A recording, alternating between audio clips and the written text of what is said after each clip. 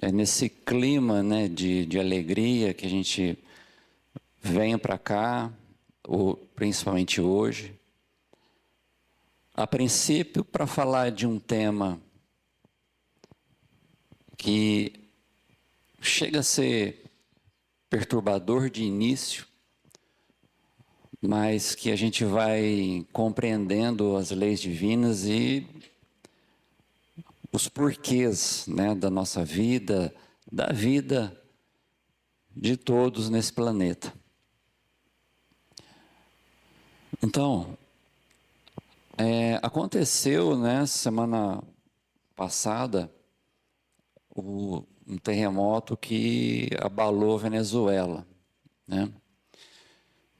Foi bem, assim, surpreendente por causa do local, por causa do país, né? E eu, particularmente, fiquei bastante consternado. E a gente fica pensando, e se fosse eu lá, se fosse a minha família lá, ou se isso acontecesse aqui?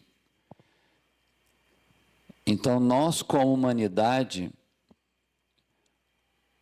a partir do momento em que a gente parar de pensar, graças a Deus não foi na minha casa, graças a Deus não foi aqui, foi longe, foi com outras pessoas, né?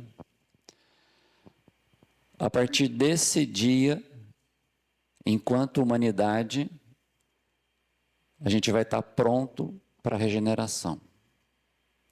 Enquanto a dor do outro não nos atingir, nós não estaremos prontos.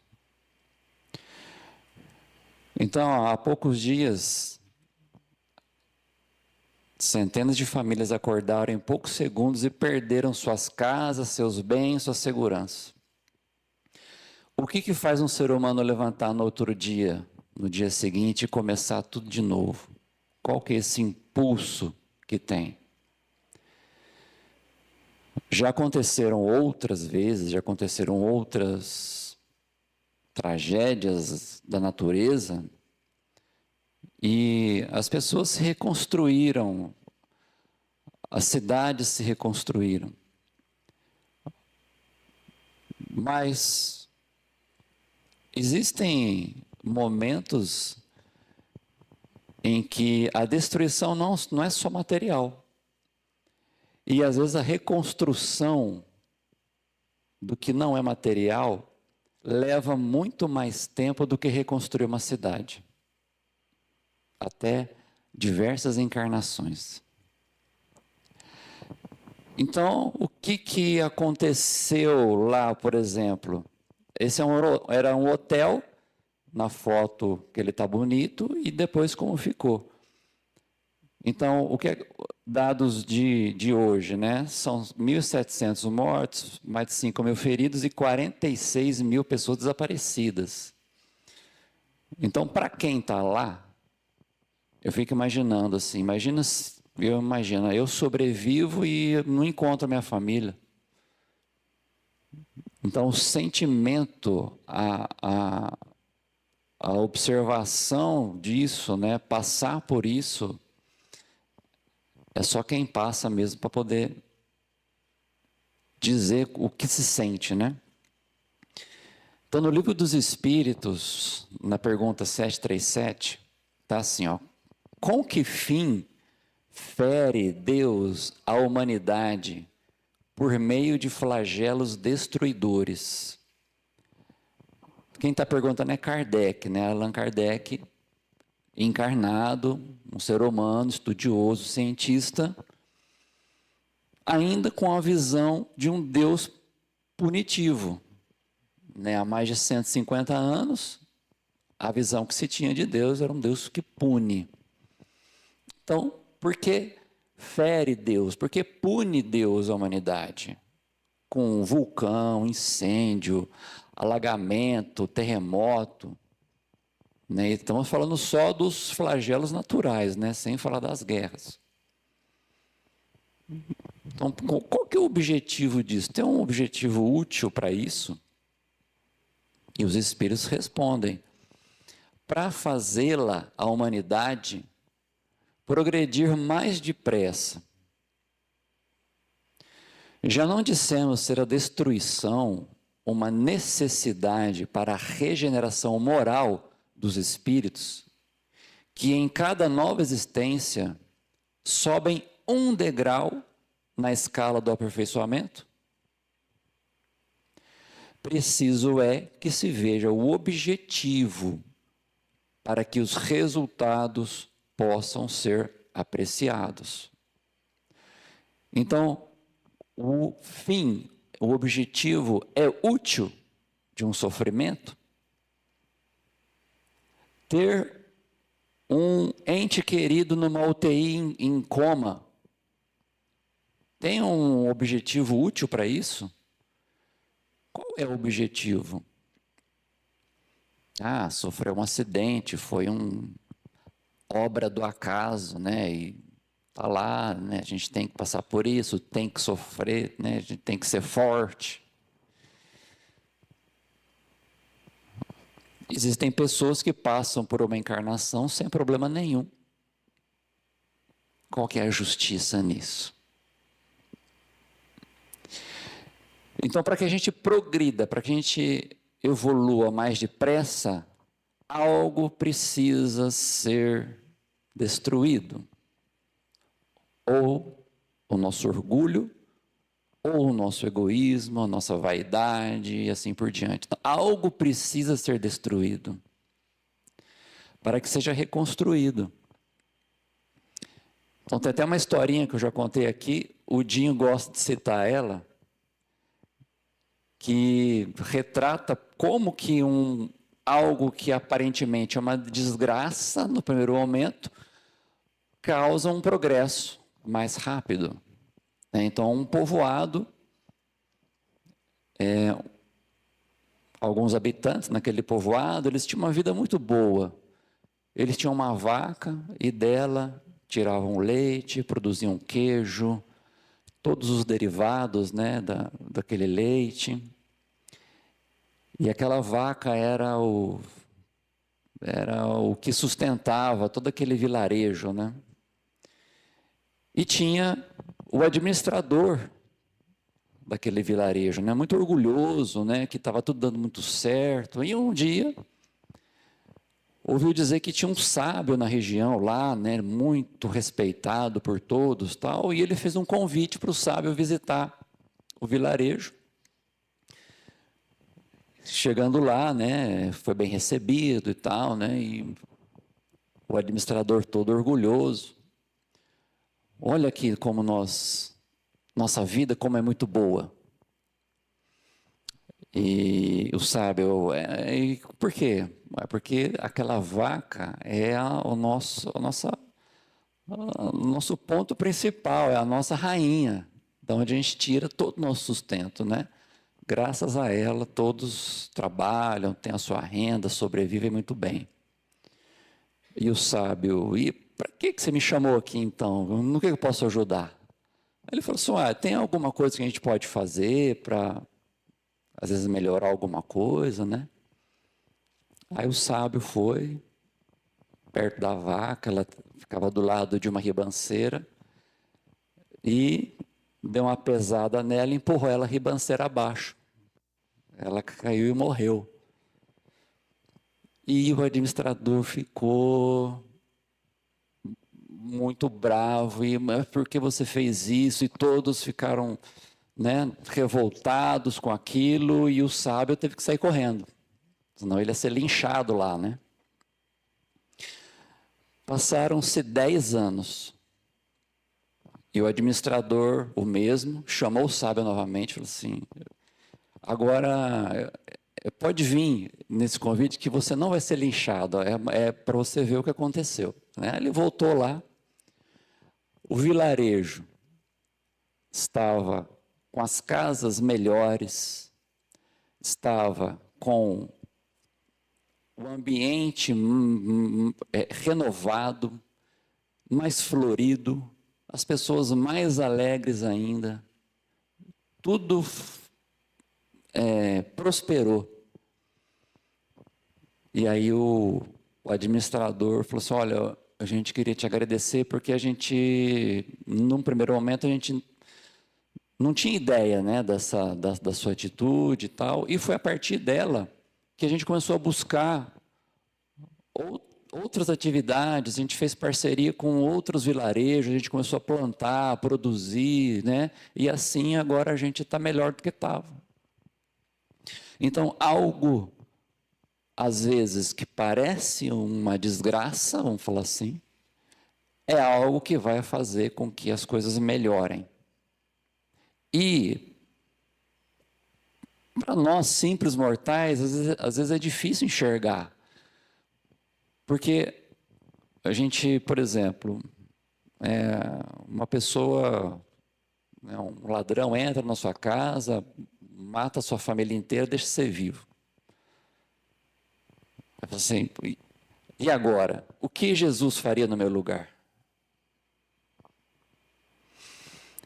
Então fica a dúvida, né?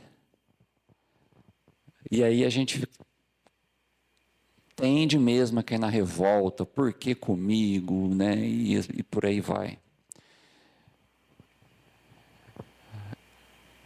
Então, o que a gente tem que pensar, espera aí que, tá. A regeneração, ela acontece em vários setores da vida. E estou dizendo isso por quê?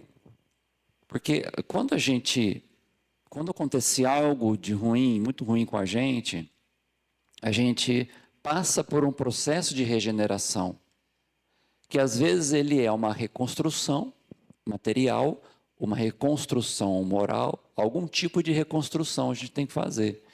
E a regeneração está em tudo, né? E eu trouxe aqui uns exemplos, são 20 exemplos aonde a regeneração existe e a gente nem sabia.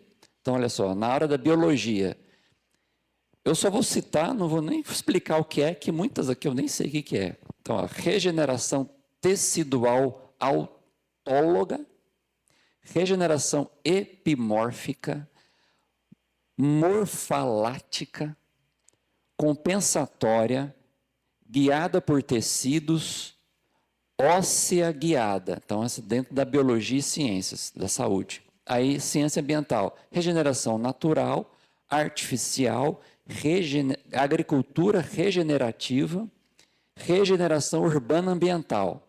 Aí depois, na engenharia, frenagem regenerativa, regeneração de catalisadores, regeneração de resinas de troca iônica, de filtros particulares, de óleo lubrificante. Dentro das ciências sociais, regeneração urbana, economia regenerativa, regeneração comunitária. Dentro da filosofia, religião e teologia, regeneração espiritual e regeneração moral. São basicamente essas 20, né? Então, o que a gente conclui daí é que a regeneração ela é uma lei da vida. Então, ao enfrentarmos algo que a gente precisa regenerar, e se a gente tiver conosco que a regeneração é uma lei que está em tudo, ela também está em nós. Que a gente consegue, basta ter fé e persistir, que a gente consegue te regenerar. Só que tem uma coisa que atrapalha, que é quando nós somos cabeças duras. Por que a gente resiste na regeneração? Porque, na verdade, o que mais nos atrapalha, o que mais a gente tem dificuldade é a reforma íntima. Quando nós encaramos algo em nós, né, encontramos algo em nós que precisa ser regenerado, né, que é a reforma íntima, nós somos cabeças duras. A primeira ação é a negação. Não, eu não sou assim, não, eu não faço isso. Então, quando reconhecemos em nós que nós temos uma dificuldade para superar, é o primeiro passo. Primeiro reconhecer. Porque você não consegue mudar o que você não enxerga. Ao enxergar e reconhecer, beleza, primeiro passo. Eu preciso de tempo. Ninguém muda da noite para o dia. Ninguém consegue tirar um hábito ruim da noite para o dia. Então, se eu tenho um hábito que me causa prejuízo moral, espiritual, material, qualquer um que seja, eu não vou mudar da noite para o dia. Então, o tempo é algo necessário. E quando a gente não reconhece que a gente tem algo para mudar, para melhorar, o que acontece? Que a gente não, eu sou a melhor pessoa do mundo, eu sou perfeito, né? O outro é que tem que mudar, né?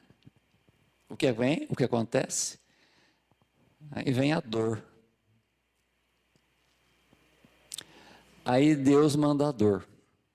A gente fala assim, né? Não, Deus manda a dor, né? A maior professora que nós temos na nossa encarnação é a dor. Porque ela nos ensina tudo, inclusive ela nos protege. Porque se você põe o dedo no fogo e não sentir a dor, seu dedo vai pegar fogo e você vai olhar, nossa, que bonito, e vai pegar fogo no seu corpo todo. Então você precisa da dor para se proteger. E você precisa de dor moral, espiritual, física, para lembrar de algo. Então, se não acontece nada, você fica na mesma situação como aquele vilarejo lá com a vaquinha. O que acontece é que às vezes Deus vem e derruba a vaquinha. E aí, a partir daquilo você tem escolhas, né? Você tem opções para fazer. Só que quando vem a dor, o que acontece com mais frequência é a revolta. Porque a gente para e pensa, por que comigo? Por que que isso acontece na minha família? Por que comigo? Por que na minha cidade? Por que esse terremoto veio? Que às vezes o terremoto é moral, né? Quando vem a revolta, isso nos provoca sentimentos. Quando nós sentimos ódio, mágoa, a revolta, o ressentimento, todos esses sentimentos produzem formas mentais que permanecem ligadas a nós mesmos. Então, na terça-feira, por exemplo, a gente está fazendo um estudo de um livro chamado Mediunidade de Cura, pelo espírito Ramatiz, pelo médium Hercílio Mais, que traz informações libertadoras. Que ele nos ensina, por exemplo, que algumas doenças que nos surgem, nós mesmos a causamos. Que parece que surge do nada. Mas ela está ali, latente, por uma razão. É igual a sementinha. Só que é uma sementinha que a gente joga para nós mesmos e nós a cultivamos. Vamos falar que é uma semente de uma planta de cacto, né, que tem espinho, né? Vamos falar, é uma planta não muito legal. Então a gente planta um cacto e vai cultivando ele, ele cresce com espinho e a gente se espeta nele, nós mesmos nos espetamos nele. Então, esses sentimentos que formam uma certa energia que fica impregnada ao nosso redor, que nós chamamos de perispírito, né? Fica armazenado junto de nós. E, em determinado momento, isso pode se manifestar. E a doença, uma das doenças, né, mais comuns, uma delas é a herpes zoster, que ela causa uma dor assim, tremenda, né? Minha mãe teve, ficou 30 dias, ela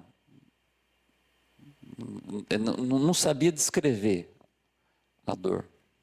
E se manifestou do nada, aparentemente do nada. Então, graças a Deus ela tinha conhecimento suficiente para entender aquilo. Então, entender a dor nos ajuda a, às vezes, conviver com ela e, às vezes, entendê-la.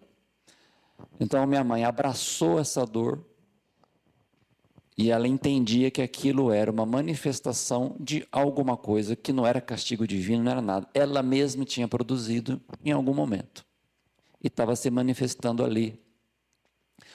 Ou seja, aquilo estava armazenado no seu perispírito. Quando aquela semente encontrou ambiente propício, ela, vamos falar assim, que ela baixou para o corpo físico, fez download daquela informação que estava no perispírito e apareceu com uma doença. E, boa notícia, o perispírito ficou limpo, porque saiu do perispírito, se manifestou no corpo. Ela passou pela doença sem revolta, aceitou. Então, graças a Deus, houve uma limpeza. Quando desencarnou, não tinha mais aquela doença, aquela mancha no perispírito. Então, limpou. Então, às vezes vem alguma coisa, e se a gente não encara dessa forma, nós mesmos causamos o problema para nós, e a gente se revolta com o próprio problema que a gente causou.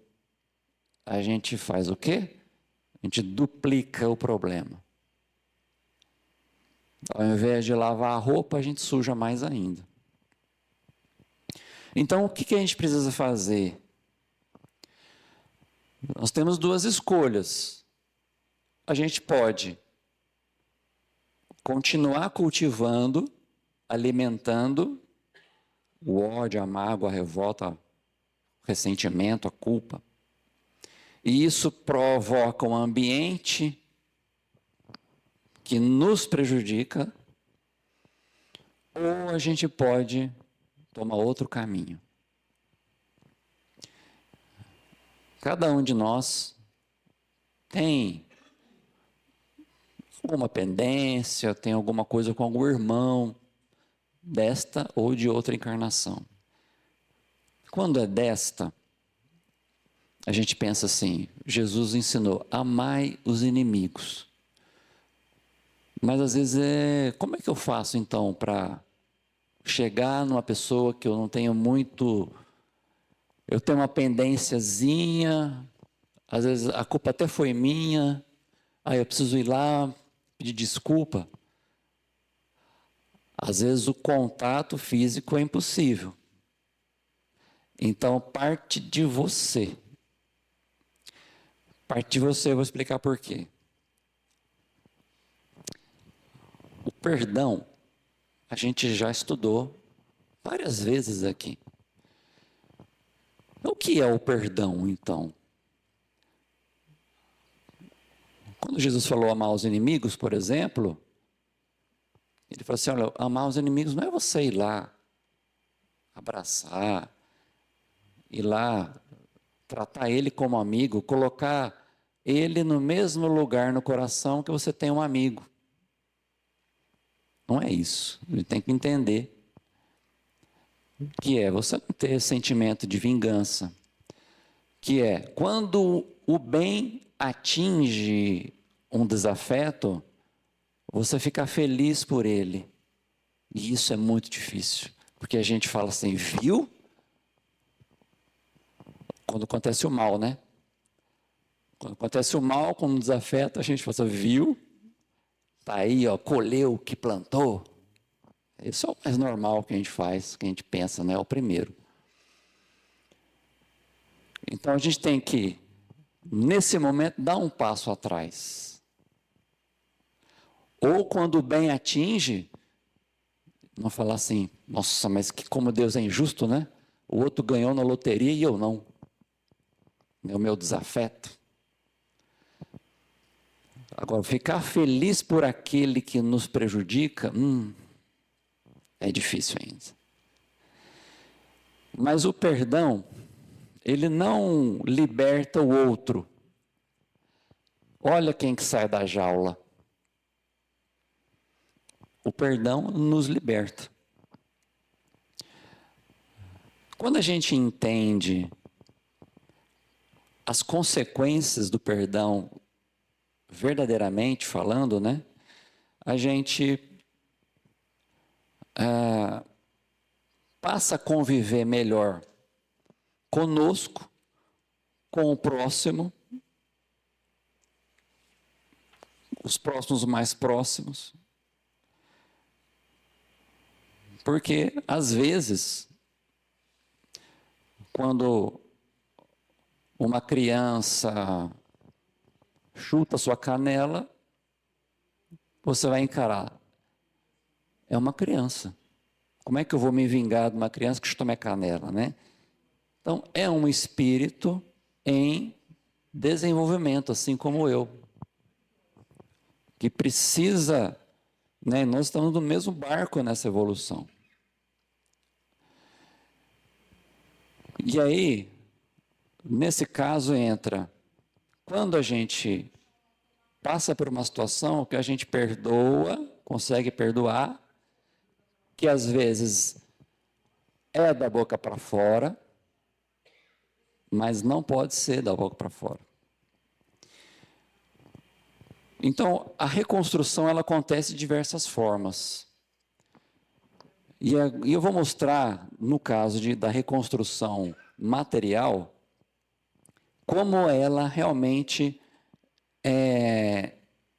quando uma destruição acontece, e a reconstrução, muitas vezes, ela melhora muito mais o ambiente onde aconteceu. Então, a foto de cima é um tsunami, se eu não me engano, na Ásia, e embaixo a reconstrução. Então, você tem uma cidade que acabou de passar um furacão, com a moça sentada lá né, desolada, e do outro lado a reconstrução. Mais um lugar que, se eu não me engano, depois de um furacão também nos Estados Unidos, e do outro lado a reconstrução. Ah, quanto tempo demorou? Não sei, mas não demorou nem uma encarnação, porque foi tudo aqui agora, no nosso tempo, né? Então, depois de um terremoto, houve a reconstrução desse prédio, que eu não sei aonde que é. Ficou, com certeza, mais bonito tudo que era, né? Então, aí, ó, um terremoto e depois a reconstrução.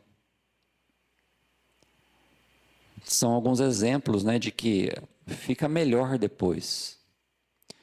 Então, a gente também a gente se reconstrói também, né? Quando a gente tem um revés financeiro, a gente perde uma casa, tem alguma coisa material que nos atinge, a gente consegue nos reconstruir materialmente, emocionalmente, que às vezes é mais difícil, né? Uma reconstrução familiar, uma reconstrução profissional, espiritual e moral. Essas fases da reconstrução, Eu vou dar mais alguns exemplos aqui, coisa rápida, olha. O tsunami de 2004, mais de 230 mil pessoas morreram. Anos depois, as cidades foram reconstruídas com novas moradias, escolas e sistemas de alerta. Então, melhorou. Teve um terremoto no Japão também, e que a cidade se tornou referência mundial em reconstrução urbana e prevenção de desastres. Outro caso aqui, por exemplo, tem aquele do Haiti em 2010. Ó. A reconstrução foi lenta, mas envolveu cooperação internacional e novos projetos urbanos. Então, sempre há um objetivo maior quando um desastre acontece, né? Então, a sequência é essa. A destruição acontece, vem, seja ela qual for. Depois tem a regeneração, a reconstrução, e isso tudo gera crescimento. Quando nós passamos por algo que nos causa sofrimento, quando a gente vai no Evangelho, ele fala o seguinte, Jesus: bem-aventurados os que choram, porque serão consolados. Bem-aventurados os que têm fome e sede de justiça, porque serão fartos. Bem-aventurados os que padecem perseguição por amor da justiça, porque deles é o reino dos céus. As promessas que ele faz: os que choram serão consolados, os que têm fome de justiça serão fartos, vai ter justiça. Aqueles que são perseguidos porque fazem justiça, deles é o reino dos céus. Mas quando e como essas promessas vão ser cumpridas? Então, a explicação é que, se nós não tivermos claro a vida futura, após esta encarnação, essas promessas podem até virar um engano. E isso está no Evangelho. Ou um contrassenso. Então, no Livro dos Espíritos, pergunta 259, o fato de pertencer ao espírito à escolha do gênero de prova que vai sofrer, seguir-se-á que todas as tribulações que experimentamos na vida, nós as previmos e escolhemos, ou seja, tudo de ruim que acontece com a gente escolheu antes de encarnar? Qualquer coisinha de ruim? Aí, resposta dos espíritos: todas não. Porque não escolhestes e previstes tudo o que acontece no mundo, até as mínimas coisas. Escolhestes apenas o gênero das provações. Previstos só são os fatos principais, os que influem no destino. Então, pessoal que passou por um flagelo, seja um terremoto, um vulcão, algo da natureza, que alterou o destino, isso já estava programado anteriormente. Para ele passar por um gênero de prova dessa forma, foi escolhido. Você precisa passar por isso para crescer nessa área.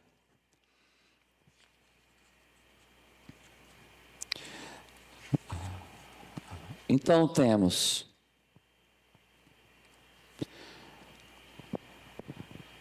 para que nós possamos entender de vez que a partir de algo que nos acontece, que precisamos nos regenerar e nos reconstruir, a gente tem que ter essa frase na porta da geladeira, para entender que o perdão é o único presente que você oferece ao outro, mas quem verdadeiramente o recebe é você mesmo.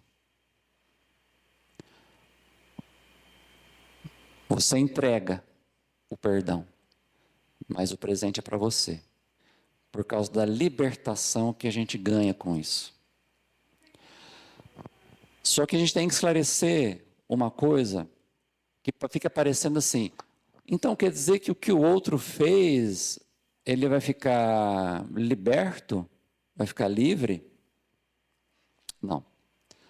O nosso perdão não anula o que o outro fez, porque ele adquiriu uma dívida, vamos falar assim, com as leis divinas. Ele vai ter que prestar conta daquela atitude. Então, perdoamos,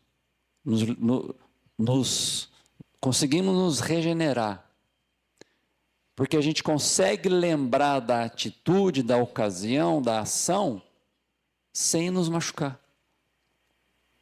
Porque perdoar não é esquecer. Ah, esqueci o que aconteceu. Não, ninguém esquece.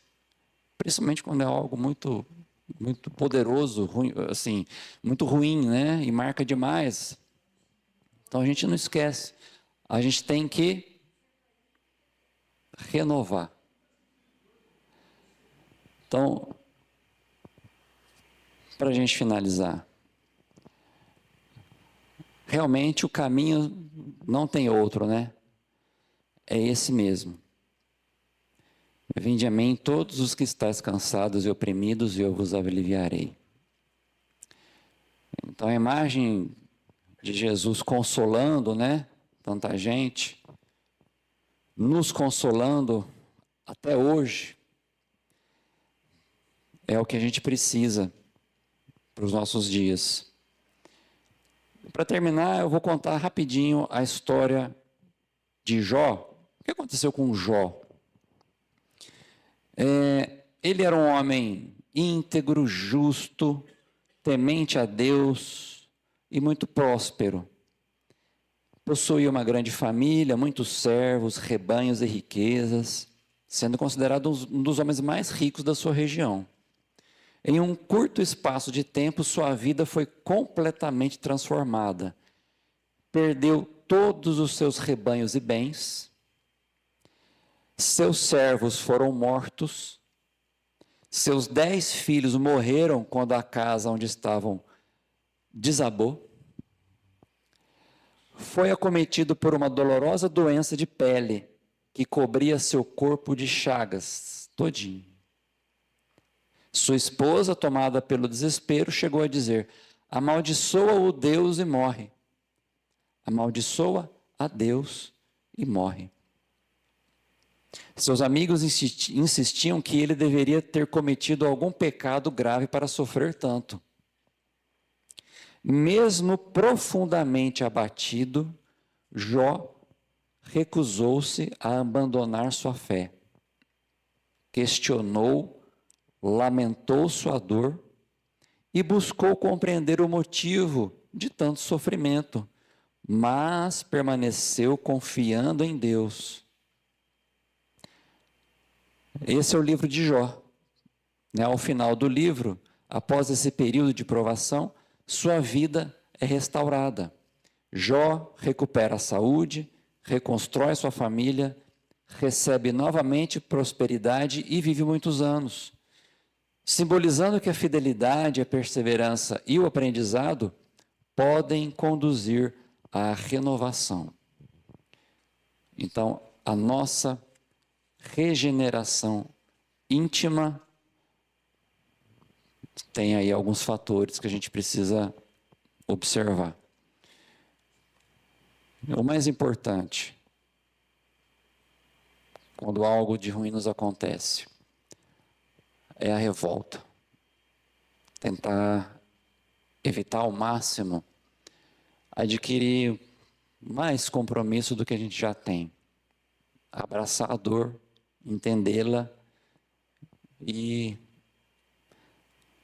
atingir aquilo que a gente realmente precisa, que é a resignação. Com a resignação a gente consegue chegar onde a gente acha que não consegue. Bom, obrigado. Às vezes a gente passa por situações mesmo, né, de dificuldade na vida, e a primeira coisa que a gente pensa é a revolta, né? A primeira reação nossa é de imaginar, será que tinha que acontecer isso comigo mesmo? Por que comigo? E a gente nunca pensa, né, de que cada um de nós não temos uma programação, né? Cada um de nós temos tudo aquilo que é necessário passar para que a gente possa se desenvolver. E assim como na escola, em que cada série que a gente faça, cada série que a gente passe, né, nós temos novos desafios a cumprir, do mesmo jeito é a nossa existência. Sempre quando a gente passa por um desafio, tem a alegria de ter conquistado, a alegria de ter conseguido passar por aquele desafio, mas, logicamente, depois vão vir outros desafios. E é assim que a gente cresce. Se a gente fosse ficar sem nenhum problema durante a vida, né, íamos nascer e desencarnar e não iríamos crescer nada. Não iríamos crescer quase nada, porque não teríamos vivenciado esses desafios. Falar é fácil, vivenciar nem sempre, né? Mas a gente está aqui para isso, para exercitar, para quando chegar o momento das provações, a gente conseguir passar por isso de cabeça erguida, mantendo a nossa fé.